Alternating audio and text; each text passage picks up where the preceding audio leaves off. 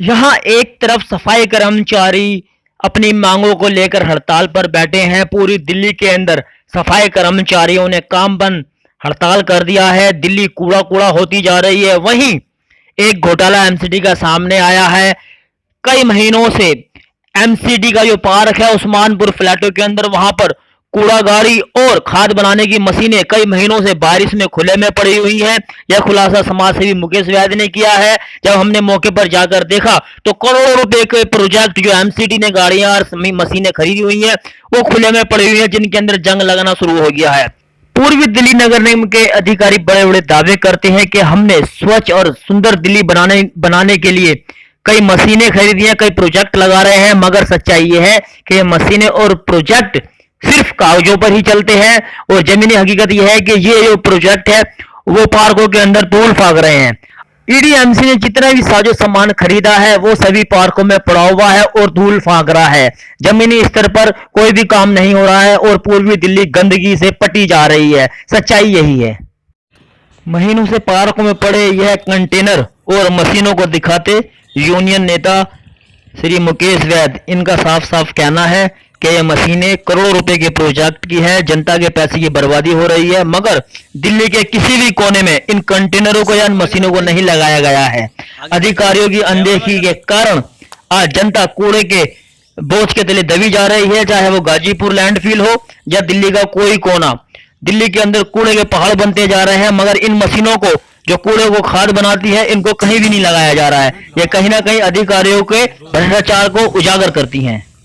Sir ये क्या मामला है पूरा, ये जो पार्क के अंदर सरकारी ट्रक खड़े हुए हैं, क्या है सर ये? दीपक जी, ये पार्क नहीं है, ये एमसीडी फ्लैट्स हैं जो हमारे कर्मचारियों को या हमारे जो अधिकारी होते हैं उनके लिए फ्लैट्स बनाए गए हैं। और ये एक पार्क की जगह है एमसीडी के फ्लैटों की, सरकारी दिल्ली नगर निगम की।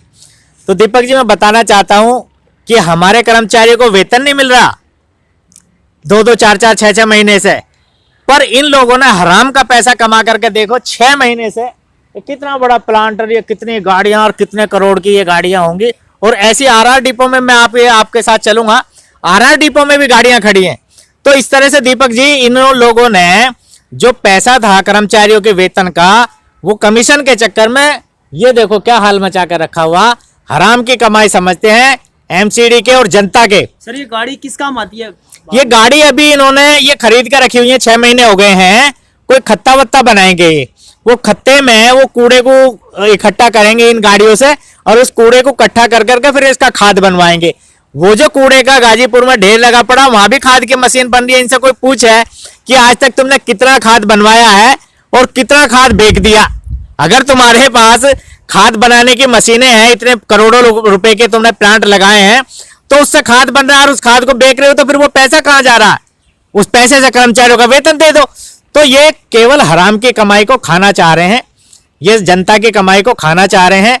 और ये जितना भी ये माल है, आज जहां भी आप नंदनगरी देख लो, नंदनगरी में प्लास्टिक के कूड़े के टप दुनिया भर के ढेर लगे पड़े हैं और बैटरी वाले रिक्शे, वहां पर ई रिक्शे खड़े हुए हैं 200-250, डस्टबिन पड़े हुए हैं और अब ये यहाँ पर गाड़ियां खड़ी हुई हैं।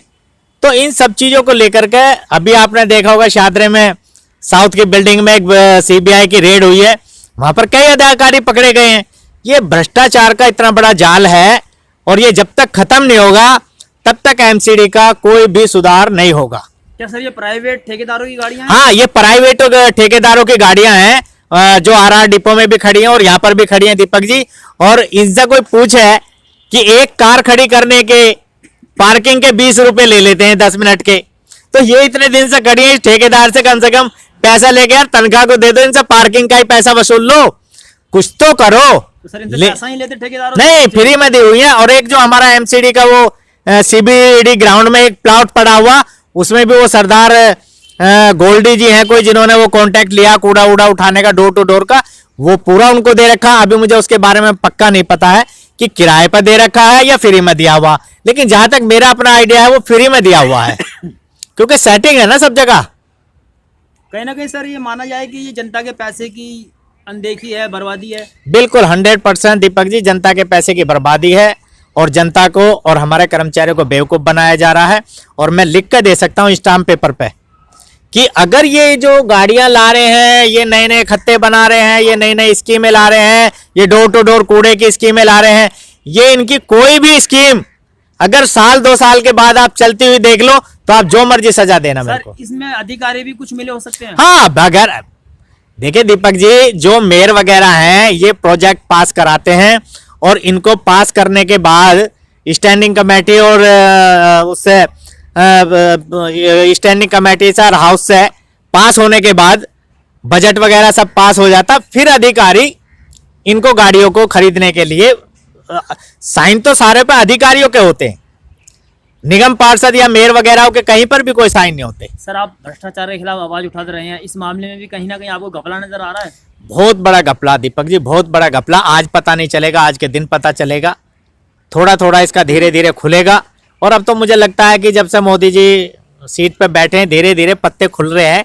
जैसे मैं अभी देख रहा हूँ सीबीआई के अधिकारियों के घरों पर रेड पड़ रही है, डेली अखबार भरे हुए आ रहे हैं, सीबीआई के अधिकारियों को नहीं छोड़ा जा रहा, तो ये तो है किस खेत की मूली। तो इनका भी नंबर आ रहा है। अभी मैं बता रहा था ना कि कल भी हमारे यहाँ से 3 अधिकारी और कर्मचारी पकड़े गए हैं, सीबीआई की रेड हुई। लाइसेंस जो होता है उसका लघु उद्योग वाला, लघु उद्योग के लाइसेंस के 1 लाख रुपए मांगे जा रहे हैं। और मैं बार बार ये शिकायतें देता हूं, अधिकारी सब दबा दबा के बैठते रहते हैं।